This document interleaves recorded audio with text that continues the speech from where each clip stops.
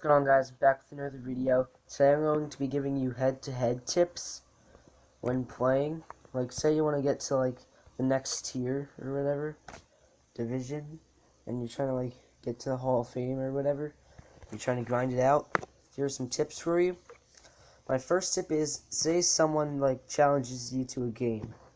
Now, obviously, when you hit play, it doesn't show you the score because it doesn't want you to, like, judge it right off the bat.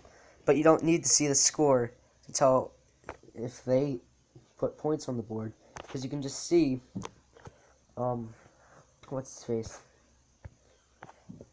Right here, it says that I earned 27,500 fans, implying that they did not score. Now, say if it had negative fans, I would have assumed that they scored. Okay, my next tip is going to be on this guy right here. Or, what's his face?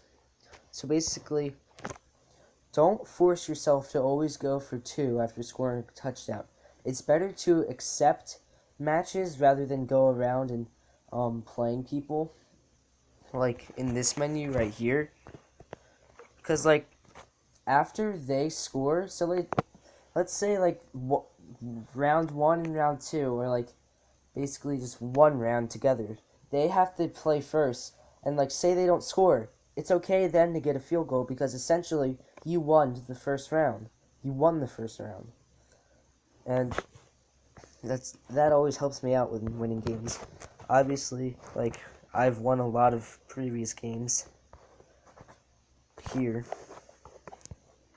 because that always helps me. I don't have to force myself to go for 2 or anything.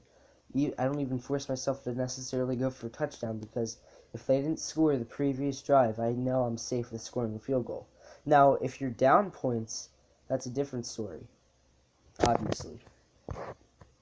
So first, let's see, film, game stats. 7-0 right now. I have 100 yards. I didn't even choose any rushing plays. I have no idea why it's negative 17. Anyway, like, he has a lot of plays, or he uses a lot of plays that I've countered. Anyway, you can tell that, like, I scored my first drive. He didn't score second, so that's why I went for 7, or only 7. He didn't score here, so I'm fine with a field goal. So I'm just going to play this real quick. And if I score a field goal here, I win the match anyway, because he can't do anything. The most amount of points he can score in his final drive is 8, and obviously 10 is greater than 8, for those of you who aren't in preschool, or for those of you who are in preschool.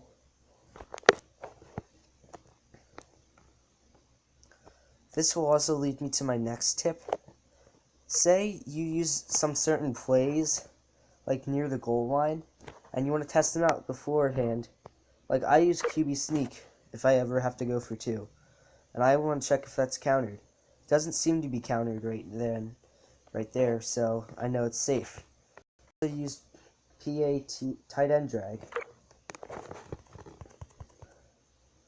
for goal line situations. I can just chuck, and as you can tell in that situation I didn't get it. So I'm just going to go with smash, one of my go-to plays. It's overpowered. Right here I can check, wait for him to... I hate when that happens. Like, I'm pressing down, and then it just happens. This is like my go-to, like, 3rd, 4th down play. And obviously Kelsey reels it in, which is fantastic. Going back to smash once again. See if I can get it this time. And he seems to be wide open, and that should be a touchdown. Ah, they caught up to me. How did they catch up to me when I have 98 speed on my halfback? Alright, let's go for a different play. Let's go motion wide shallow. I like this play. Now, most of the time, I usually hit up my halfback if I don't get sacked, but that time I was going to try to get to Amari Cooper. But here, because it's 2nd and long, I'm just going to toss it back up to Kelsey. Hopefully he can reel it in. Ah, he dropped it. Okay. Now, it might be a bit boring, but I'm going to go for the same play again, just because it always works for me. Then, also, just keep in mind Just because it's 4th down does not mean I'm not going to score. So of my field goal, and I missed it. The one time I miss is when I'm recording. Alright, this guy actually has a chance now. Another tip, obviously, would be to counter plays. Like, for instance, film. Let's go, not film, strategy, my bad. Counter his plays that he uses often. Like, right there, I have those useless plays. Counter. When in reality, I can be countering these. Okay. Right, I'm just going to check to see if there's any other plays that are useless that don't need to be countered. That would be it, I guess. And we have, like, most of his plays counted already. So we're good in this situation. I think I might have maybe 1, 2 left. Yeah, right here. Let's check here. Yep, those are all the plays. I'm going to go back now and counter those. When you counter all the plays he uses, I don't need that, but let's keep it there. When you counter all the plays the player uses, it makes it extremely difficult and frustrating for them. Also, see what I did right here? I'm winning 10-8 because I used the same strategy as before, where I just I waited to see what he would do before I played him. I am stuttering so much. I think that's going to be it for now. Quick little tips video. I've never done that before. If you guys enjoyed the video, just leave a like or something.